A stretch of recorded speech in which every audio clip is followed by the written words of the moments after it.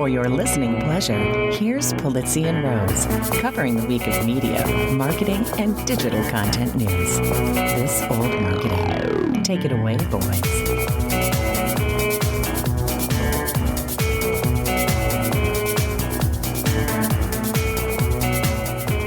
Well, hello, my friends. This is Robert Rose, and welcome to episode number 373 of This Old Marketing for Friday, April 28th, 2023.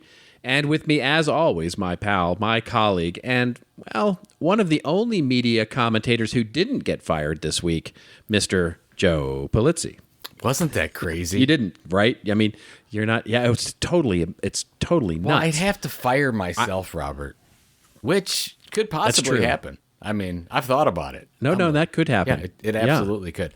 But the same day or the same time period aspect of the Tucker Carlson, Don Lemon. I mean, I know the NBC Universal CEO got canned as well. It's just strange. Yes, that's right. It's almost like they organized it that way. You know they're talking. Well, here's what I think. Yep. Yeah. Well, so my conspiracy theory ears got a little, perked up, as it were. And I think, here's what I think happened. I think CNN got news, somehow heard through the rumor mill or whatever, that they were going to let Tucker go. Okay. And so basically at that point, or maybe they heard, because from what I understand, and this is all conjecture, by the way, right? So yeah, because we know nothing. Last show, we are not journalists. We know nothing. We are not journalists. Nobody. This is not a factual podcast show. That is correct. Exactly. Yes. And so, from what I understand, however, he signed off on Friday, and then over the weekend was told that this was going to go down, and then Monday they made the announcement. And so, I think people at CNN got wind of that over the weekend and decided, okay, this is the perfect time for us to let, as somebody else on my Facebook said, let the lemon drop. Oh my God. Which was great. Yeah, that's good.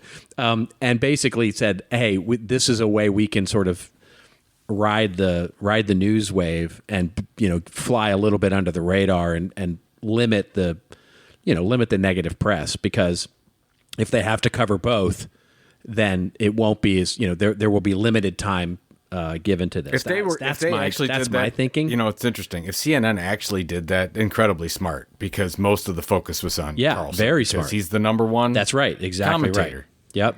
I had to look, in all the news articles that were coming out about it. I always forget how much more people watch Fox over CNN. It's CNN at the bottom of the three, then NBC News, then Fox, way up. Yes, it's crazy. That's right. But you know what else is amazing? What we always forget is how few people actually watch the news. I mean, the ratings for television news, generally speaking, even the number one, which is Fox, is 3 million viewers. That's if they're getting 3 million in a universe of television measurement, by the way, that's somewhere in the neighborhood of 110 to 120 million households. That means that at any one time, if they have if they're getting 3 million, that's a 3% viewing rate. Basically nobody watches the news. They're such a good point, because if you think about it, you would look at somebody like a Mr. Beast that gets 5 to 15 million per episode that he throws out. That's right. Way more people are watching Mr. Beast than are watching television news. Yes, that's correct. Which is amazing, right? Given how much influence and impact it seems to have on the local culture. And a lot of that, by the way, I think is the sort of call it narcissism, call it whatever it is, that mainstream media has with itself. Even if you watch the news this week, or CBS, NBC, ABC, all of the major mainstream news outlets, MSNBC, were all covering the Tucker Carlson firing as if it was this tectonic shift in the media world, right? And it's like, it really isn't. If you look at it objectively, yes, he was the number one rated news commentator on cable TV, But when you compare that to how many people actually watch other things and get their news in other ways, it's really basically Tucker Carlson, the number one among adults, 55 and over, is who got fired, right? And so it is a fascinating look to see how few people actually watch television news these days. So basically, you're telling me that this is a non-story. Pretty much, it is. I mean, in the scheme of it all, it really is kind of a non-story. Television is way overweighted in terms of its actual impact on news and content consumption. Well, there are way more people watching TikTok. There are way more people getting their news from YouTube, getting their news from Facebook, getting their news from. There are way more people doing that than are getting their quote unquote news from Fox. Well, I was talking with some of my media friends about this, and I posted on LinkedIn as well about, hey, these 3 people just got fired, but if they would have had their own audiences, if they had their own newsletters and their own database and their own content on their own channels, they wouldn't have to worry about this. And, talking with some of my friends about it, who are editors and writers and video production people at some of these news channels, I mean, they take a little bit of offense to it. And I'm like, no, it's fine. You could work for someone else. But I said, there's no loyalty anymore. You can get fired tomorrow. Some of these media business models are very tenuous. So you just got to be careful. And my take would have been, and I don't, they probably can't do it because some of these agreements and contracts are airtight. But it would be nice if a Tucker Carlson, in this case, would have had his own email database or email newsletter that he could have controlled. And if he goes offline, no big deal. We talked about this at length when Trump got thrown off the platforms, right? He never put anything into email, and then creates Trump Social and or True Social, Trump Social. And the whole thing, but too little, too late, if you will. But it would be nice, and that's the deals that I would like to see, is if you are a writer, a storyteller of some kind, and you start working for a media entity, that at some piece of you can keep your real estate, can grow your own stuff, just simultaneously, right? I mean, yeah. Well, it goes back to the special episode we did on Build Your Audience, and you talked about this idea of, making sure that you are building your email list. And I talked about the fact that, use your juice, right? Basically, if you're on a platform, because people underestimate the power of the platform. They really do, right? People didn't, yes, Tucker Carlson was the number one on Fox, and Fox is the number one for news. But I think, if in hindsight, if you look at this as a case study, I think Tucker probably overestimated his own influence within Fox, and basically Murdoch reminded him, and by the way, everybody else there, that he's not bigger than the platform. The platform is what's important here. Yep. He very much like Bill O'Reilly before him, he can be replaced, and people will still watch. And so, to your point, if he had sort of thought about that, and while he was there had built up his own email audience, his own addressable audience, he'd be in a lot better shape. Now, maybe he did. Maybe I don't know enough about him or listen or watch, to see. But it would not surprise me to see him try to mount a comeback on digital in some way, either as an independent entity or, more likely, I think, is that he'll join some other something. It's a lot of work. It's a lot of work starting from zero to get things going, even if you have a name. There were a couple people that. Yeah, well, that's exactly the point. Yeah, there were a couple people that commented on my little LinkedIn post and said, "Oh, Tucker's going to be just fine." He was able to, ride the coattails of Fox and build this thing. It's like, yeah, of course, Tucker is more famous because of Fox News, no doubt about it. That's right. Right now, Tucker's at zero. Like, Tucker has to do something. Tucker doesn't have any assets besides people know Tucker. Doesn't have any connection. Doesn't have any data. Nothing that Tucker can sell, monetize. Nothing right now. So I'm sure there'll be a book. That's right. I'm sure there'll be something else. But it's a real difficult situation to be in. And the sad thing is that it didn't have to happen. We are all smart enough now, and we've known this for 20 to 30 years, to protect ourselves as storytellers, as content creators. Yeah. So shame on him for not doing it. So, Yeah. Well, As much as I love Tucker Carlson. I mean, yeah. Oh, sure. Here's the thing. And nothing. I'm not Tucker bashing at all. All I'm saying is that Tucker has changed ideologies so many times it's hard to keep track of. Tucker never stood for anything. Tucker only stands for whatever network Tucker's on. That's what always bothered me about him, because he was on the other side for a long, long time when he was doing Crossfire episodes and other. He was always taking the liberal side. Then he's a conservative. Then he's back and forth. I'm like, I don't even know what this guy's doing. So, yeah. Well, I mean, as evidenced by, and I think this is what ultimately did him in, as evidenced by the text messages that he was sending during the whole January 6th thing. I think it's pretty evident that he was, he's playing, he's playing the meme, right? I mean, he's whatever.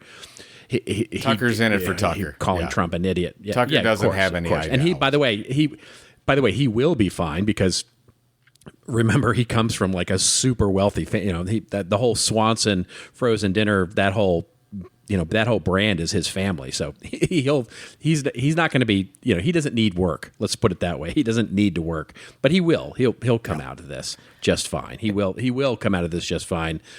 Either way. Oh, I'm sure. Whether he builds an audience or not. I'm sure he's probably enjoying his first time off for a long time. He's probably really happy about it. Hey, I know we're already running long. Yeah. But I've had a lot of people, on the show send me kudos. I just wanted to say I survived the marathon, beat my goal time. Oh, that's yes. Everything. You saw the pictures and the videos and everything on I social, did. I saw the video, the pictures, the whole thing. I was very proud for you. Thank you.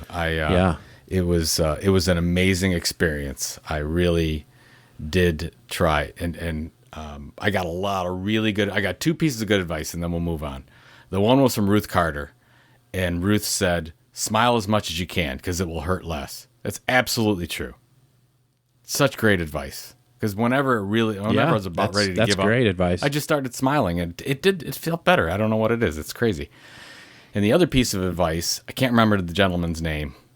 Maybe I'll remember before the end of the episode. But he told me, he said, when you come through the finish line, make sure you look down and you see your foot crossing the line, that you completed the journey. And I made sure I did that. I looked down and I took a second. That's cool. Yeah.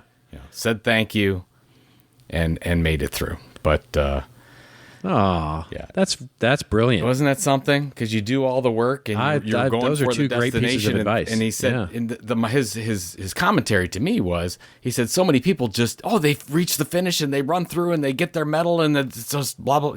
You got through, but you don't take 2 seconds and say, I made it, and actually see the thing happening. And he says, make sure you see the thing happening, you coming through the line, and the culmination of all the work that you put into it. So I love that. That was very, very good. And actually, I'm not going to talk about it on this show, but and I hate to talk more about her than I normally do, because she thinks I talk about her too much with my content. But I did get a stern talking to the day before from my wife that I wasn't setting my goal high enough for my time. Yep.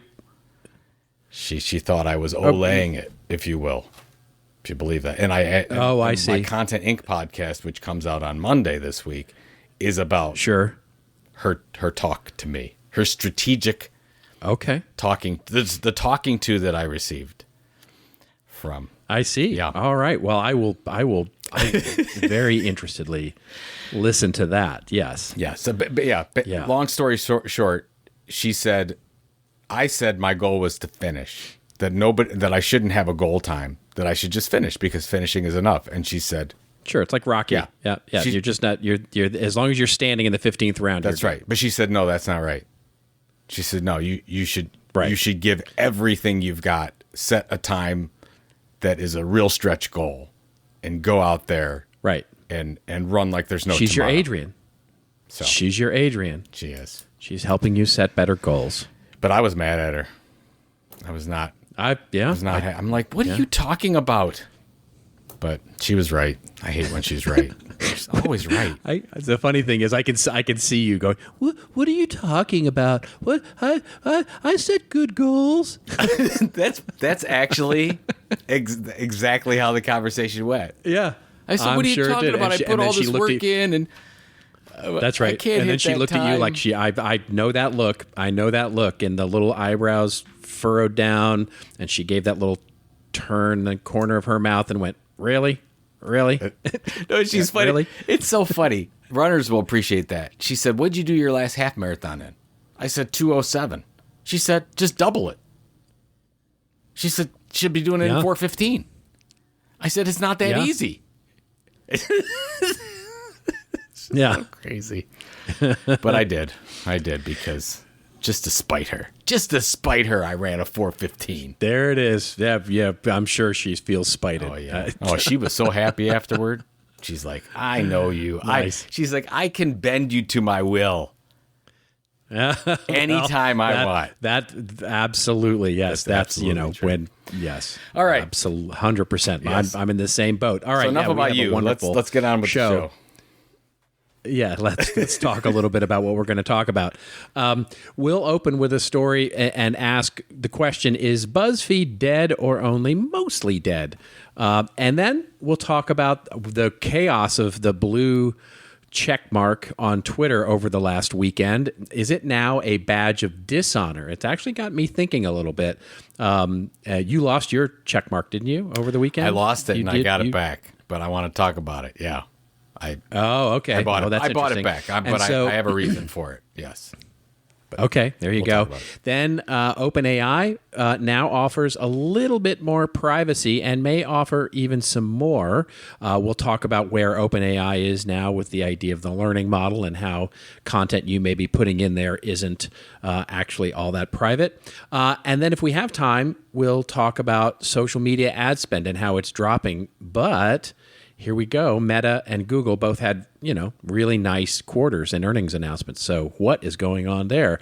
We have our Q&A segment, our new Q&A segment, and our question will come from someone who's going to ask a little bit about how they should be using AI and in the services that they're providing to clients. And then I will have a rant a little bit about the Bud Light thing. It's more of a mea culpa than it is a rant. I'm kind of ranting on myself. We'll talk a little bit about that. And then Joe will finish us off with a rant or a rave. We're not quite sure what it is. You're never sure his about commentary. Yeah, you're never sure. You're really not. You're such a nice man. Anyway, so we'll get to all of that. We'll get to all of that stuff, and as we will bend Joe to our will. That is that's where we're really focused here. All right, let's get to it. Let's do it. And let's open up with our first story here, coming to us courtesy of CNN, although there are a number of outlets with a little bit of schadenfreude, I have to say, sort of covering this, because BuzzFeed was always sort of the brand that all media companies love to hate on. The article opens up by saying BuzzFeed News, the digital news outlet that has harnessed the power of social media to take the internet by a storm, is shuttering. The move marks the end of the digital media upstart frenzy rooted in the late aughts that enlisted a new generation of young journalists and once threatened entrenched legacy news organizations. The outlet once inspired tremendous jealousy from the likes of CNN and the New York Times. Remember this article coming from the CNN. Flush with venture capital cash, it poached up top journalists at establishment outlets, opened bureaus across the world, and touted its ability to send stories viral across the web. Back then, BuzzFeed was the envy of media and its employees, the cool kids in the industry, as it were. The outlet was sewn into the fabric of the culture. Lists and quizzes saturated social media feeds and dominated the internet. The digital news pioneer rode the early growth of platforms like Facebook and Twitter to soaring heights, and older competitors were wary about this new horizon opening up the web. The article goes on to then talk a little bit about Jonah Peretti talking about this. By the way, BuzzFeed is not going away completely. It is the BuzzFeed News part of BuzzFeed that is getting shuttered here, so which is really the heart of the organization. But all right, so what do we think about all of this? Joe Polizzi, what do you think? I think it's a smart business decision on BuzzFeed's part. Everybody in the media that I can see is treating this like BuzzFeed is actually going out of business. But I'm glad you made that point. They're not going out of business. They're just closing the news division. And when there was a time for this, BuzzFeed News was fantastic. Maybe the best around, especially as social media, as you say, was growing. They were big on Twitter and Facebook. And then when they lost the Facebook algorithm in 14 or 15, we've talked about this on the show, they said, what are we going to do? They focused on their newsletters and they went into the newsletter business, and that's done very well and continues to do well for them. But if you look at just the news division, and this is any news division, this is a B2B media company's news division, or if you look at a consumer news division like the New York Times, Financial Times, Washington Post, whatever, it's very costly and it's very, very difficult to make money just on news. You have to make it up somewhere else. So if you're looking at the business model of BuzzFeed, you're saying, all right, this is weighing us down. And we sort of talked about it in the beginning about some people. This article itself says, what will BuzzFeed do without the halo effect of BuzzFeed News? Nothing. They don't have to. Right. What? I'm like, what? Is that a thing? I don't think it's a thing. Yeah. I don't think it's a thing anymore. No. And what we really know, and the article says this as well, whereas there was a time that social media networks and publishers like BuzzFeed really worked well together. They grew together. That is no longer the case. Social media networks do not need any news professionals anymore because they have every day million more people are creating content on their platforms than were the day before. And they all want to be creators. So they don't need the BuzzFeeds as much as they used to. So, well, I think you're exactly right. I mean, I don't think it's what this is. There's that wonderful. It's a forgive me for quoting Star Trek, but you know me. There is a wonderful from Star Trek Next Generation where Jean-Luc Picard says to one of his officers, you can do everything right and still lose. And BuzzFeed didn't do everything right. But their talent did, right? I mean, they won Pulitzer Prizes, right, for their news coverage and their journalism. And it's not that they didn't have the talent, and it's not that they didn't cover the news well, and it's not that they didn't really do a good job of that a newspaper or a news outlet should do. You can make a strong argument that the big Achilles heel was going public. They shouldn't have gone public. And they would be in a lot better position if they had. You're probably right. I agree. And there's a greed level there that I think took effect and slowed down many of the evolutions. And just because you have to slow down a lot when you go public in terms of how quickly you can make decisions and why you're making decisions that you make, because it has to read well to the street in order for you to not have your stock price tank. So there's that. And then the second thing is, and related, is they did not react well to the decline of social media and the news, just to your point. They did not move nearly fast enough to make that not a core piece of their business. And so you put those two things together. What I want to know is, we have covered many, many, many, many times on this show the innovative ideas that they had with the product lines, where they introduced the whole cookware line, tasty lines. I can't find anything on that. I'm interested. I mean, have you seen anything on that? No, I actually don't. I'm surprised that I'm not hearing more. I mean, because we've covered it many times. In my presentation, I cover BuzzFeed newsletters all the time. I've covered Tasty. I think that if you take BuzzFeed News out and you take that cost structure out, I'm really interested to see, and we'll see it next quarter, the profitability. Yeah, if it makes a difference, because what's BuzzFeed? What could BuzzFeed be best in the world at? We talk about our content tilts and differentiation all the time. You're talking about it at Creator Economy Expo. How can you differentiate in a sea of sameness? Well, BuzzFeed has a newsletter called This Week in Cats. I'm under the assumption that they're the best in the world at producing a newsletter about cats. That's right. And the same thing, dog a day. It's great. I want a dog a day. Who's going to deliver that to me? BuzzFeed. I love it. And of course, they do a great job with their cooking club, Tasty Cooking Club. So I think this. And by the way, they still own Huffington Post and all of that Yeah, too. So I think there's a whole other I think it's really good. By the way, we haven't even talked about it because it just came out. Vice Media and Vice News, Vice News Tonight, they're closing that down. They're shuttering that little effort that they gave. That's right. So here's the thing. This is 2023. What do we know about it? We might, if we get to it, we'll cover about social media ad decline. Advertising and sponsorship dollars are down across the board.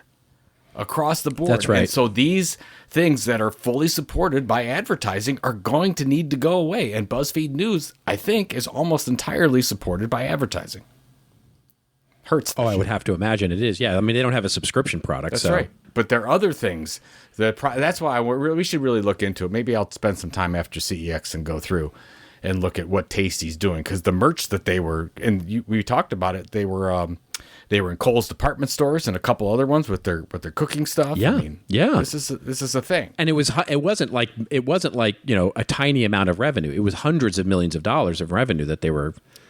That's right. Their print-on-demand stuff was going with their cookbooks. Yeah, exactly. Was incredible. That was millions of dollars. So it's interesting to see what's going to happen there. But I think it's a good, fiscally responsible move for a public company. Blah blah blah. Yeah. And I think it feeds well. Well, it also feeds well into what we were talking about at the top of the show, which is the media tends to love to focus on itself, and so the coverage of this is much more hyperbolic than it probably should be, right? To your point, this is probably just a business decision that was made, and it was probably in the long-term best interest for BuzzFeed to do this. We'll see how it affects their valuation. We'll see how it affects their, the ability for them to sell, perhaps, to another media company. I was listening to Kara Swisher and Galloway talk about this, and they were basically ringing the death knell, right? They were saying, this is BuzzFeed dying, basically, and they're going to have to sell, and they'll have to sell to some, Galloway was saying basically, you're going to have to sell to some, CEO of some company that wants to buy a media brand like Bezos or that kind of thing, and you'll have to do that. And I don't think that's true at all. I think this is that I'm so reminded of. I know I remind you of this conversation that you educated me on so many years ago during the New York Times thing, but it's so appropriate when I said to you, wow, this is really bad for the New York Times when they went through that whole transition, and you said to me, no, they're just right sizing. They're just getting right. And that's such an important lesson for us to learn, is that long term, this may be a very positive development for them, but we'll see. We'll see how they actually execute against it. It's funny you mentioned that, because as Facebook, or as Meta has laid up, by the way, they came out with a great earnings report today. Oh my God, yes. Incredible. As Microsoft, as all these layoffs that you're seeing, that's all right sizing, folks. They all just got a little bit too big for their britches in certain areas. And you're just looking, we got to cut back here, got to cut back here, got to cut back BuzzFeed News so that we can make the other parts of the organization that much better and more profitable. So there you go. That's right. Perfect. That's right. Love it. All right, let's move on to our next story here, which comes to us courtesy of Axios. But again, there was a number of outlets reporting on this. Over the weekend, it was a tumultuous, time across Twitter as blue checks disappeared, appeared, reappeared, all those kinds of things. As the story on Axios opens up and says, Twitter users are pushing back against Elon Musk's new pay for verification policy, with many journalists and celebrities opting to cancel their subscriptions out of embarrassment instead of keeping their blue checks. Internet verification used to be a badge of honor, says the article. Now it's achievable to anyone who is willing to buy it, and so it's become a signal of desperation. I'm not sure about that, but all right, we'll go with that for a second. Twitter last Thursday began removing blue check marks from hundreds of thousands of accounts belonging to celebrities, journalists, and other public figures who were verified by the platform before Musk changed the rules. The Twitter CEO later announced that he's personally paying for some high-profile users to remain verified on Twitter, even when they'd indicated they didn't want this status under the new subscription system. Then it emerged over the weekend that blue checks marked had returned to the Twitter profiles of many accounts with more than 1 million followers. There was further confusion over the weekend after blue check marks returned to several accounts of high-profile Twitter users who are no longer alive with the message, "This account is verified because they are subscribed to Twitter Blue and verified their phone number," which is pretty good. Pretty rich, if you ask me. Anyway, the article goes on to talk about how this verification thing is a big mess and that Twitter has really blown it. But so what do you think about all this? I mean, it seems to me that there is a case to be made that now if you have a blue check mark, it's a little bit of like, oh, you're an Elon slave, or it's a little bit. Certainly the I guess the halo effect of the blue check has changed fundamentally. I mean, what do you think? Well, obviously it means something completely different. It's verification over status. It's not a. So I had. But it's my not blue even check mark verification. It's not even verification anymore. I mean, it's just literally. This is the problem. Indicates that you paid for the service. This is my concern. So whatever. 10 years ago, I got my check mark. That was great. I was somebody, right? I was somebody in Twitter land. And then last week it was gone. It just poof, it was gone. Now, fine. Yeah. Twitter's going to go to this idea of verification. They make the decision to do this so you can have a authenticated or verified account. And then he gets a bunch of blowback from it. And then now we don't know. Because you said that now there's a whole picture back and forth between Stephen King saying, I gave my phone. It says I gave my phone number and verified my account, but I didn't. And Elon says, no, I just gave you a check mark because I wanted you to have one. This is the problem with it. Twitter just needs to say, this is what it means and stick to it. Everybody. Don't let anybody else in. Well, that's the thing. The messaging is not crisp. The messaging is terrible. And him going back and forth that's the worst part of every. There's a lot of potential still with Twitter. And the part that Elon is messing up is he can't stay on a decision. Just stay on a decision for more than a day and let it go and see. Right. Now, I decided to go and try the blue check mark. I paid for the Twitter Blue, which I think is $8 a month or something like that. And I made a decision to do that. And I just got it today, actually. And I think I got it because I paid. I don't think Elon gave it back to me because he thinks I'm Stephen King or anything like that. So I'm paying $8 a month for this thing. And I'm doing the same thing. I paid for services on LinkedIn and I pay for services on Meta. And I don't have my Meta verified yet because I just did the whole Instagram Meta verified yet. And I'm doing that because, and we've talked about it, because of all the fake accounts that I've got going on around Joe Polizzi. And it's horrifying that I get emails and texts from people that say somebody that has your name and it's spelled a little bit different is asking me for stuff, and they know who my friends are and a little bit of information about me. It's a little bit heartbreaking, to tell you the truth. So I'm doing this verification so people know. But here's the thing. On Twitter, I could launch an account tomorrow. Yeah, I realize that. And can buy the blue check there as well. And this is already happening, by the way. There are dueling City of New York accounts where one is going, no, we're really the City of New York. And another one's going, no, we're really the City of New York. And both of them have blue check marks. See, here's the problem. So if Twitter does its job. So here's the thing. All I had to do with Twitter is verify that I have a phone number. And pay my money. Well, you just have to do that with an account. That's right. That's what I'm saying. Twitter does it wrong. When I went through the Meta process, I have to show a ID of my name and my residence. Exactly. And I've got multiple things that I've got to do, and they're still checking my. So it's been a week, and I still haven't heard whether or not. Hopefully, there have people or somebody checking on that. I have a feeling that Meta has the process correct. And they're actually going to do a little bit of work and say, yes, Joe Polizzi, you say that's who you say you are, whatever. And it's much more difficult for somebody else to do that. So that's right. Well, or somebody to fake that. Right? I'm sorry. To fake. It's not impossible, but it's absolutely hard to do. And by the way, hard to do at scale. Yes. Like, you could see somebody doing that for going through to the trouble of all of that for something that might be worth it. but I mean, not to say you're not worth it, but none of us are really worth that much effort, because what are you going to do? I mean, talk about content marketing and, so doing it against a politician or doing it against a famous musician or somebody like that might be worth it, right? But to go through all that trouble. But that's the whole point of the verification thing is that it makes the bar so high that it stops being worth it. It stops being worth it for the people who would normally do such a thing. So that's and Twitter hasn't set that bar high enough on how it's very, and that's the problem. So they're arguably they've lowered it. They've lowered the bar actually, which is oddly weird. So this is what disgusts me about the whole process is Twitter. I believe we've talked about it on the show that should have some kind of subscription service. Is verification part of that? I don't know, but that's the first thing they launched. Yeah. But they launched a crappy product. It's a bad product that they launched, and it upsets me.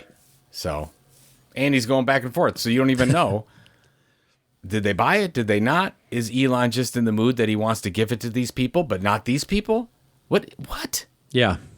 It's just what is Elon doing? Yeah.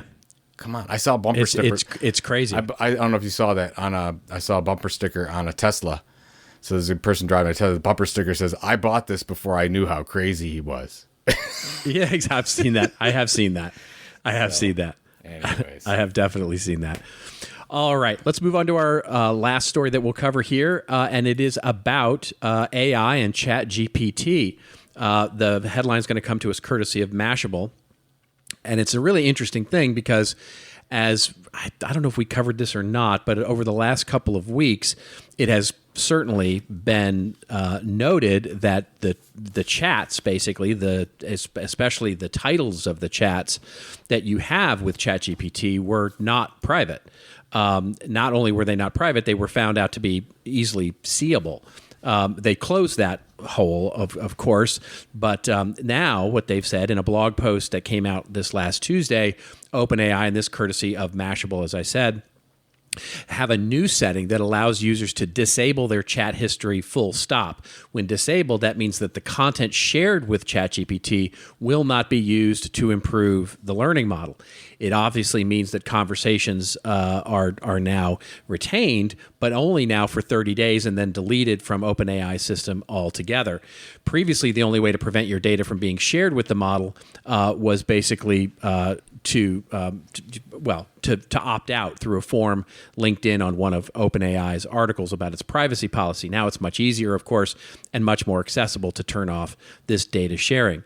Further, as Mashable reports, and I've heard in a couple of other places, they are now announcing the development of a ChatGPT business subscription, not to be confused with the Pro or Plus subscription that you may already have access to, but basically for professionals who need more control over their data, as well as enterprises that are looking to manage end users. So the ChatGPT business subscription, as they're currently calling it here in the Mashable article anyway, would fall under the API data usage policy, which doesn't share chat content with its model.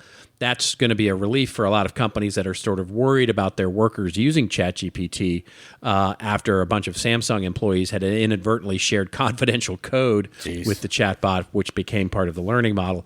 So I've been diving deep over this, and I definitely want to get your take on this, but I've been, over the last 2 weeks, 3 weeks, I have been diving deep into AI, the concept known as alignment, safety, what's going on here, because I really wanted to understand what these academics and AI experts are really talking about when they talk about the fear that we should all have. So I've been diving deep here, and obviously that has included some of the privacy issues that we're covering here. And one of the interesting things to me is when we start talking about all of this stuff is how we are using our data in the learning model itself, and how that starts to obviously help improve things when we can keep it private, but obviously when there's also challenges here. And interestingly, the PR Council, which is of course an association focused on earned media, has now come out with what they're calling their ethics guidelines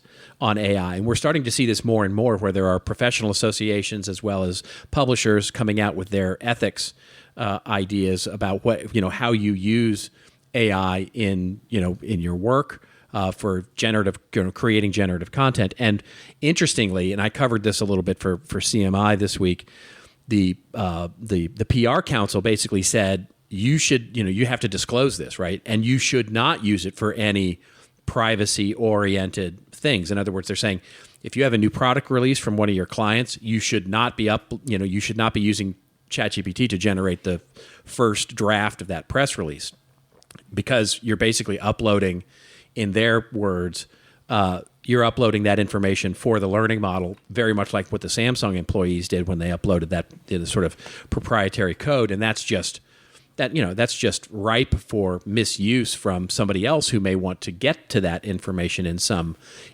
way, who learns about it and can get to it in another way.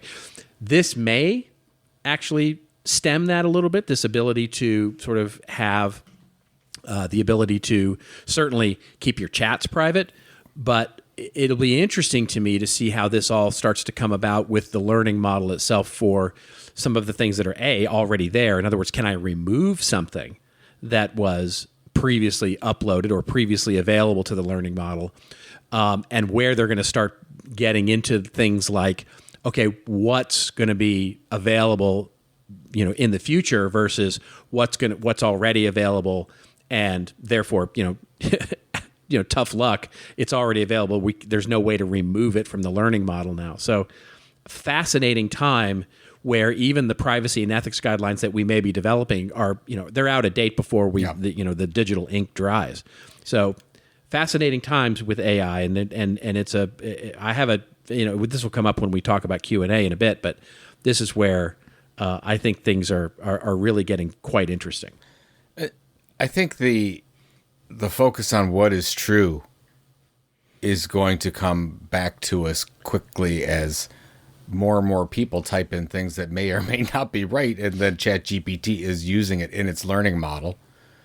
I mean, the Samsung thing that happened that was in the news, it was correct information, but it didn't have to be. It could have been anything that was put in there that is immediately thrown into the data that ChatGPT uses, that most people, and this is what I think is true, and you could disagree with me or not, but I would imagine that most people, this is true for Google, for Bing, for your iPhone device, whatever, they don't realize that everything you're doing on there is being counted and used as part of a data set for somebody else's profit.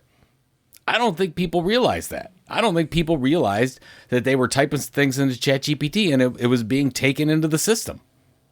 It's going right into the matrix. So, of course, absolutely. And I'm glad this is coming out and people see these things. The only reason that OpenAI is making these changes is because Italy banned ChatGPT, and there's another complaint from the FTC. So they're like, "Oh, we have to do something. We better implement this privacy thing." And great, I'm glad they did. But most people don't know. Yeah, most people don't know.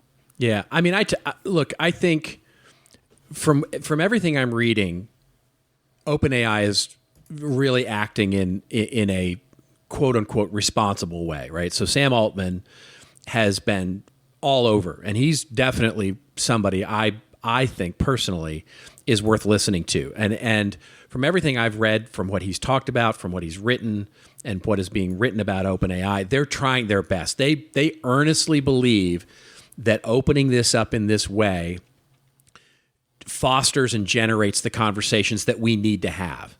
In other words, by purposely making mistakes, we generate the conversations that need to happen sooner rather than later.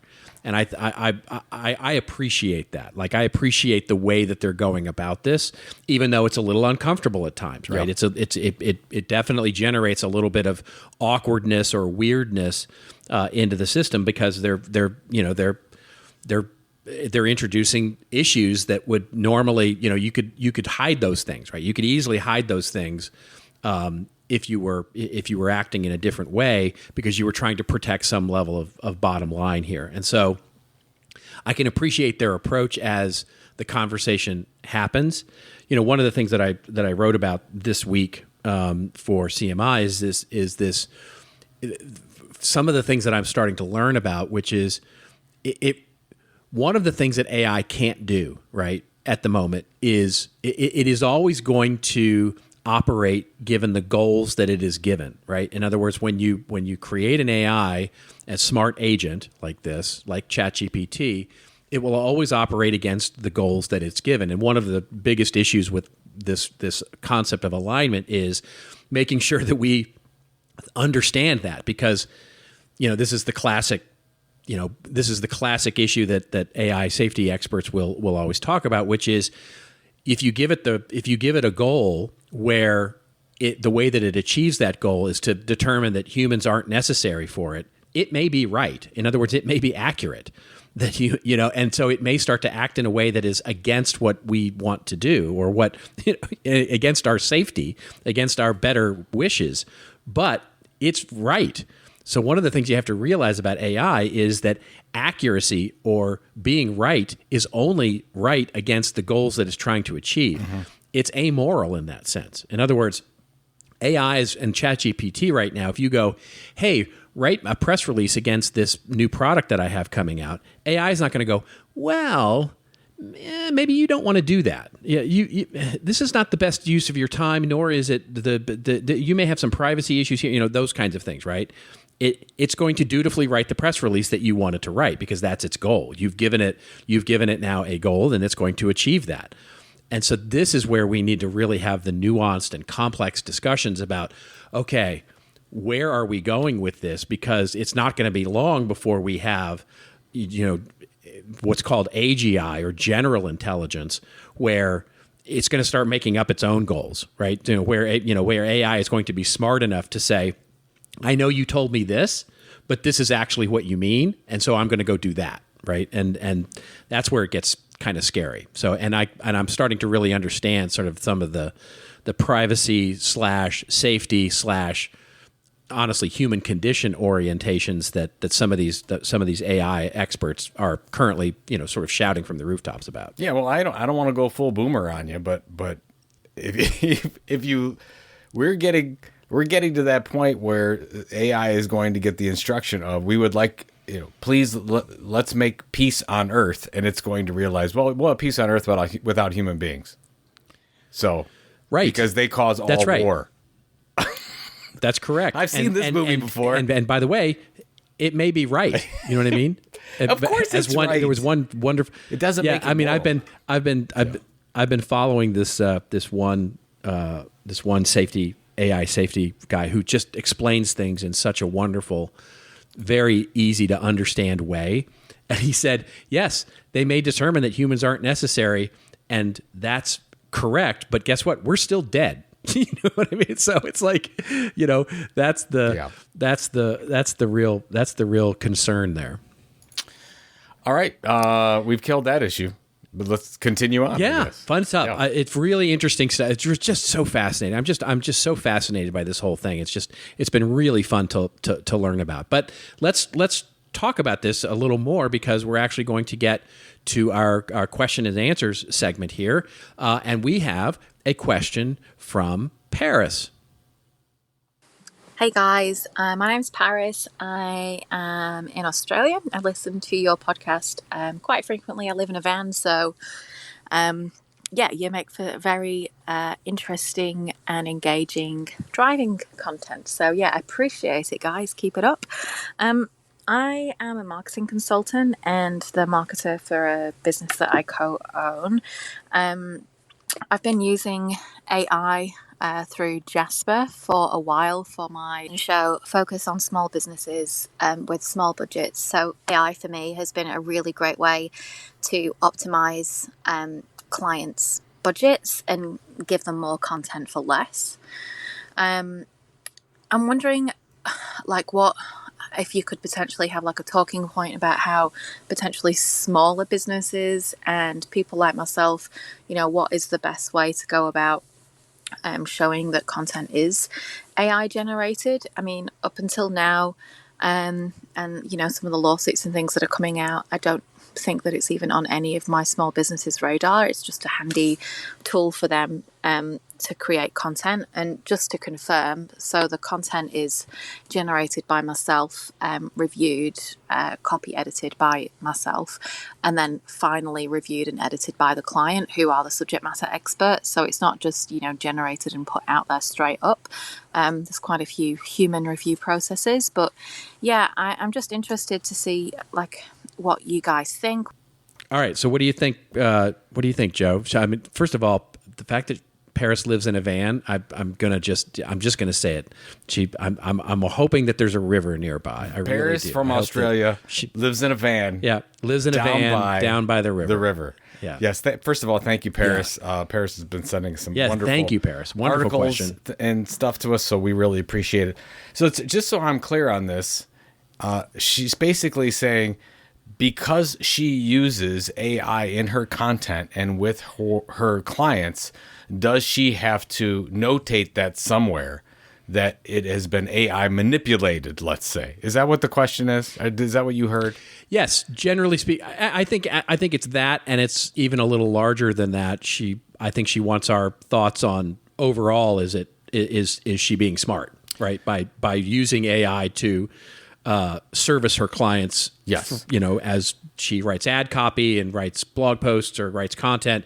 Is that smart, or is she going down the wrong route? And to your point, should she disclose it? Should it be part of the disclosure? I mean, the first, yeah. So the first part is really easy. If AI is a tool, is not the storyteller, it is not the content creator in and of itself. In this case, it sounds like we're just talking about using a tool, just like a word processor, just like you move from the typewriter, just like you're using Canva to design, all those types of things. They're just tools. That's great. Use your tools if it's going to make you more efficient, make your content better, more valuable in some way. We want to use it, so that's great. I would absolutely do that.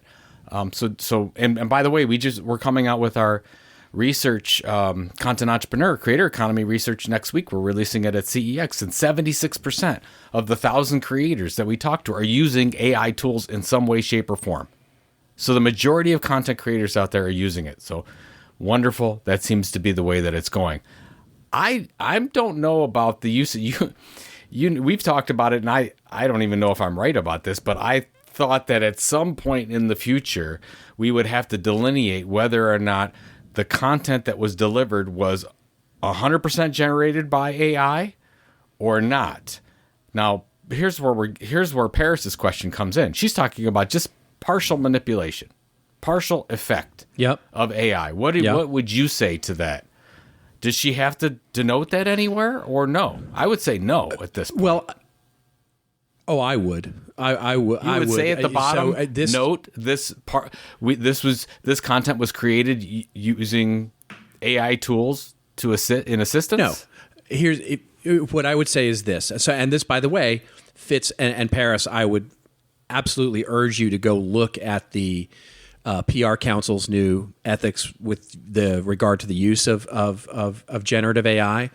The thing on that specific issue that they recommend, and I agree with it, is you either, if it's going to become part of everything you do for a client, then just make it part of your overall contract with that client, right? To say, hey, listen, as part of what I do here, I use AI tools to actually generate some of the versions of content that I will be creating for you.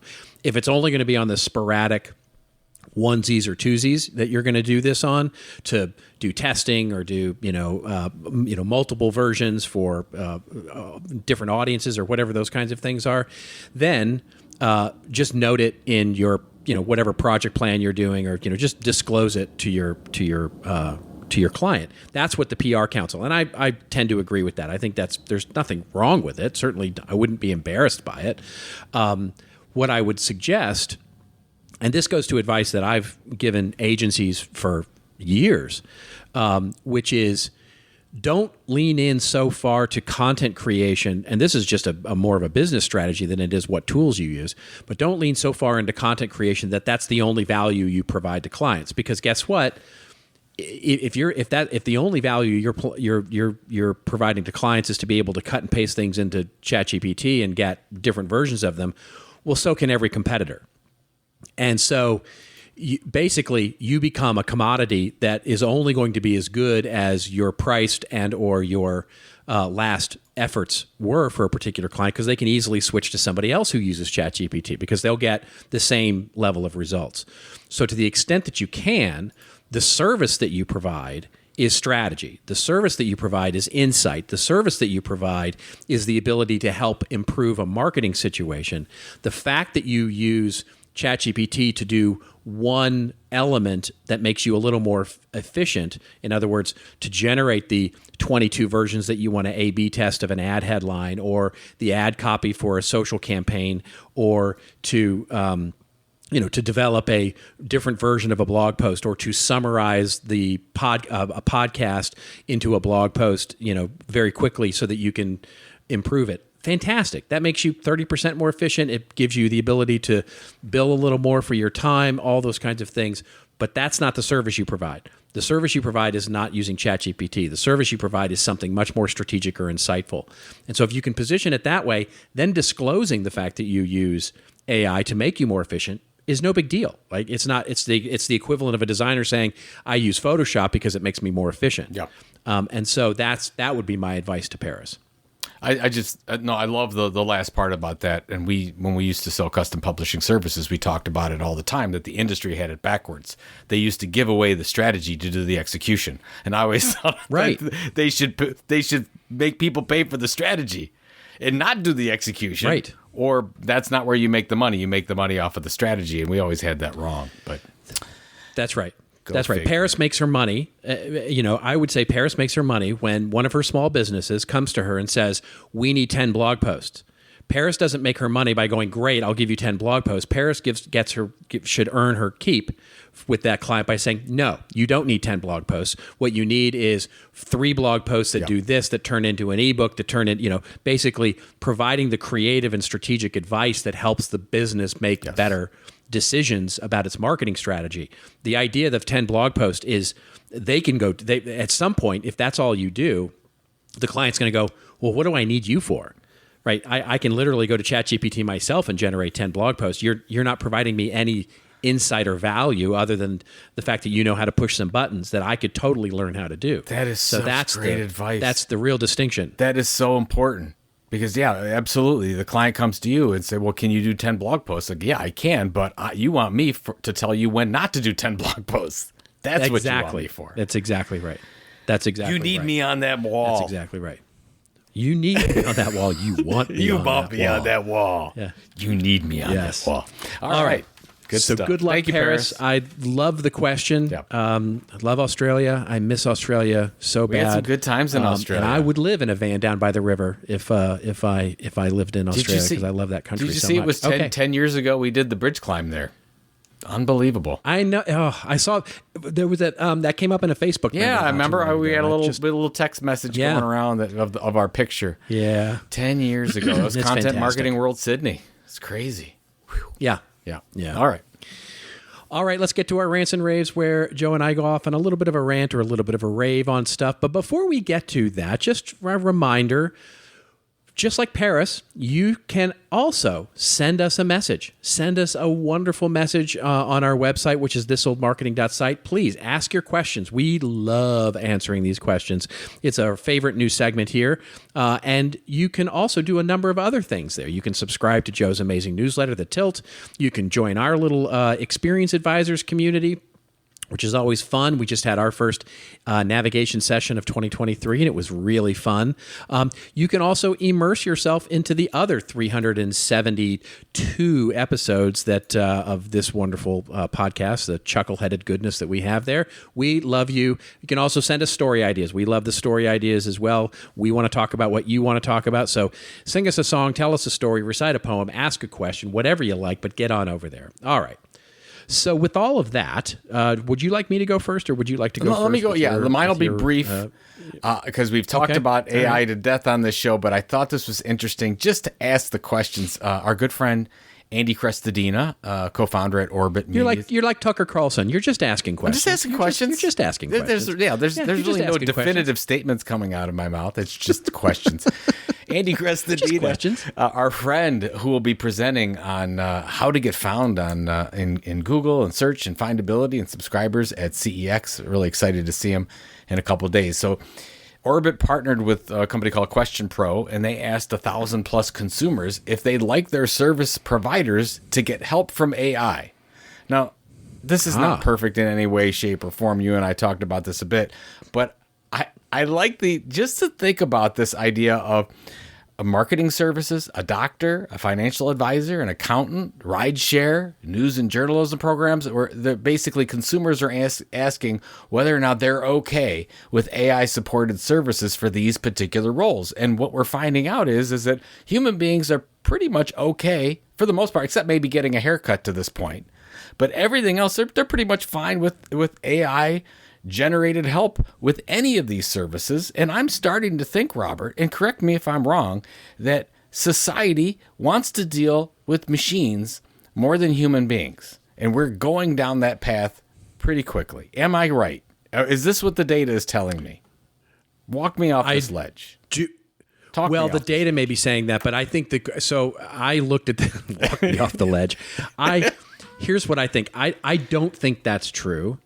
And I think look, I love Andy to death, and this survey is interesting, but I really think that question was asked in a weird way that sort of got the answer they were maybe looking for, which is if I say something like, do you care if an agency, blah, blah, blah, blah, blah, and then basically is it, do you prefer it? You're going to get people who's, you know what it reminds me of? So just this week, the poll came out because Biden announced his reelection bid. Yeah. And the poll that came out was, how do Democrats feel about Biden announcing? And the choices that they had were satisfied, scared, excited, or generally okay, right? So it's like, that's just weird set of choices to because, and so no surprise, it's like, well, satisfied. I mean, I'm generally satisfied. That doesn't mean they don't have concerns. It doesn't mean that they don't, that there's not a fear there. So in this very similar way, I think this is a little bit like, if you ask people like, are you okay with agencies or people using AI to deliver services to you? Well, yeah. Assuming the services are equal or better, I'm fine if they use AI. I don't think that means that they prefer it, right? So the question is asked in a bit of a weird way, and so I don't believe. I mean, and maybe I'm wrong. There's absolutely that possibility, but I don't believe that people are generally preferential to machines over humans. Yet. Yet. Okay. No, okay. I'll give you one example. Yes. Has somebody checked you for being a Terminator? I just want to make sure somebody's checked you for being like. Oh yeah, I'm watching The Matrix and the Terminator after we get off of this podcast.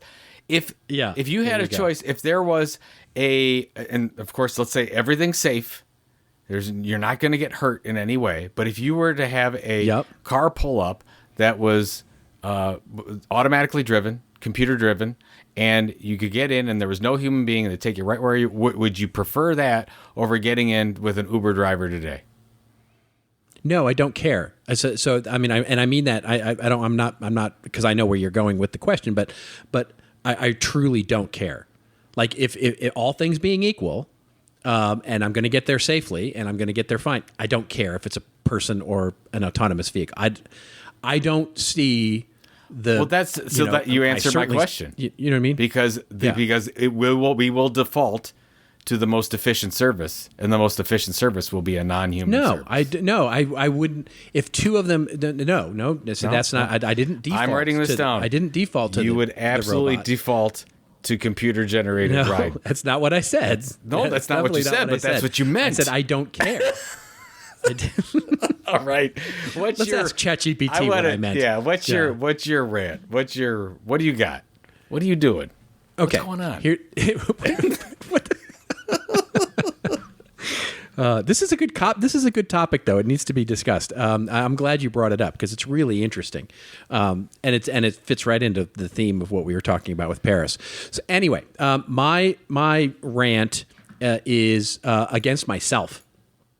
So longtime listeners of this show will remember 3 weeks ago or 4 weeks ago, I think it was, that I actually I went out and said how much I loved the Bud Light executives doing the marketing campaign with Dylan Mulvaney, who of course is transgender, and I loved the campaign, and I at the time I called it a genius marketing campaign. I stand by that, by the way. I stand by the fact that I called it a genius marketing campaign. But news over the last couple of weeks, since I proclaimed that wonderful genius move, have proven me to be so wrong. I mean, I'm completely wrong on this. They've done everything except shoot themselves in the foot. I mean, and I wouldn't be surprised to see a headline that says that they have actually shot themselves in the foot. Two Anheuser-Busch So- InBev executives shoot themselves in the foot. I could see that. Right. I mean, literally shoot themselves in the foot. I mean, it's just crazy how badly they have handled this. When public sentiment, I have to believe, other than a few chuckleheads, as we talked about before, that, including Kid Rock and others, sort of gave them gifted them this wonderful thing. And so just to catch everybody up on the news, over the last couple of weeks, we've seen the sales decline, and I don't think it's that much, but 10.7% sales decline. Yeah, they've seen a decline in sales because of from the backlash. But then the Anheuser-Busch InBev executives who basically came out and said, they sort of started to equivocate against this, and we didn't mean to, offend anybody, and we certainly didn't mean to cause a ruckus, and basically threw their marketing team under the bus. And now, and the link we'll post is from Yahoo Finance, actually, that talked about how the marketing leads here have been put on leave. Forced, and not from what the article says. It's not a willing leave of absence. Yeah, which is, and then they released, to react to this, they released like this very ham-fisted patriotic ad that, featured a horse running around and talking about horses and cowboys and the West and, America, and just so like, if you were to write a white paper on how not to do this, this would be it. And so my only rant here is to say, this is how not to do this. You've got to commit. Like, if you're going to do something like this, you have to commit to it. Nike is the perfect example of this, that has chosen to take on socially, hot topic issues and stuck with it, right? They didn't ever throw Colin Kaepernick under the bus.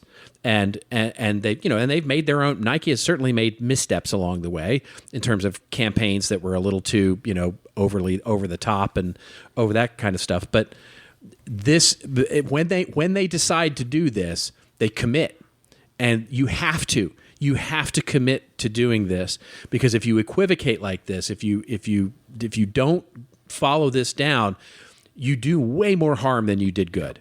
And that is just it's a tragic way to run marketing. And I just think it's a case study on how not to execute against something like this. And so as more and more of this will start to emerge from brands, this is a perfect case study. And my fear is that it will put a damper on this kind of marketing because of how badly it was fumbled. So anyway, that's my rant. And again, to myself, I maybe I should have seen this, or maybe I should have called it out earlier. But I still think it was a brilliant campaign. But now it just seems foolhardy in hindsight. Well, your last statement is the most important. This obviously was. Now I'm looking at it as a marketing gimmick. I would call it that by Bud Light, because they trailed away from it so quickly. Exactly. It was not part of their mission. Like, as Nike will do something and they stand by something. It is their mission. And even if the marketing doesn't work, they continue on, because it is not just to sell more cans of beer. And obviously this was. That's right. Because some executive yes. got freaked out, saw this thing and says, you marketing people, you're done. It wasn't part of Bud Light's mission, Budweiser's mission. So shame on all of them. That's a great point. Because for not thinking about that as part of their mission. And honestly, shame on marketing then. Because you've got to think, hey, if this doesn't work, is this something that we're proud of doing? Is this something that we will stand by even when we know we're going to get backlash? And they needed to know that was going to happen. Exactly. That's such a great point. That's such a great point because Nike has done that as well, right? They've done sort of, I don't want to call them fringe campaigns because they're not fringe campaigns. But they're campaigns that would normally create a bit of a stir between different groups of people. And even if the campaign didn't work, in other words, it didn't sell more shoes, they didn't then start to equivocate and go, well, we didn't really mean it, right? We didn't mean to do that ad. They stand by the ad. They may pull it. They may go, you know what? It didn't work. The campaign, it failed. And that's fine if the campaign fails. But to equivocate on it that's the mistake. It's a great point that you make. And the other thing is short term. There's absolutely it's just crazy. Here. Yeah. And absolutely a sales impact.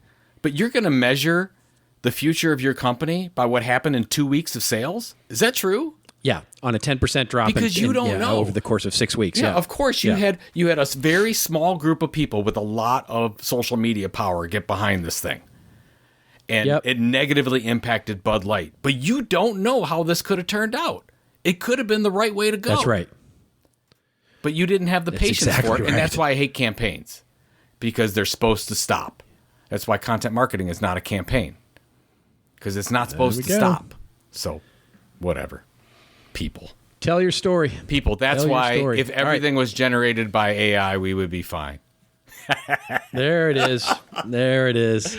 Spoken by the Joe 9000 from 2047. Okay, what do you got this week? What's going on? Oh, nothing. Any We're events just that we should know about? Yeah. They've only been listening to it for the last year. Creator Academy Expo starts Monday, May 1st, Cleveland, Ohio. Yeah. We're expecting 400 or so people. I'm so excited. Love it. It's going to be great. You're going to be there. We're going to do the next This Old Marketing from the floor. We'll do a live Q&A. We should probably ask people to send questions in. Is what we really need. Please do send questions, folks. Yeah, we're going to answer those live on the floor at CEX next week. So send in your questions. Go to thisoldmarketing.site. Even if you're not attending, please send in your question. Send in your thisoldmarketing.site. Send in your question. We'll choose the best 4 or 5, and we'll answer them from the floor and whatever we get in Cleveland. And I'm going to see you on Monday. We're going to have the kickoff reception, and it's going to be. And there may or may not be alcohol involved. There definitely will be. The other thing. There definitely will be. And I just don't know if there's going to be Bud Light, but not my decision either way. That's a convention center decision. Now that's funny. That's good comedy. All right. Those of you, thank you so much for listening. And just remember, until we not see you, and we will see some of you, but we'll certainly be speaking with you next week. And just remember, in the meantime, it is your story to tell. Tell it well. See you next week on This Old Marketing.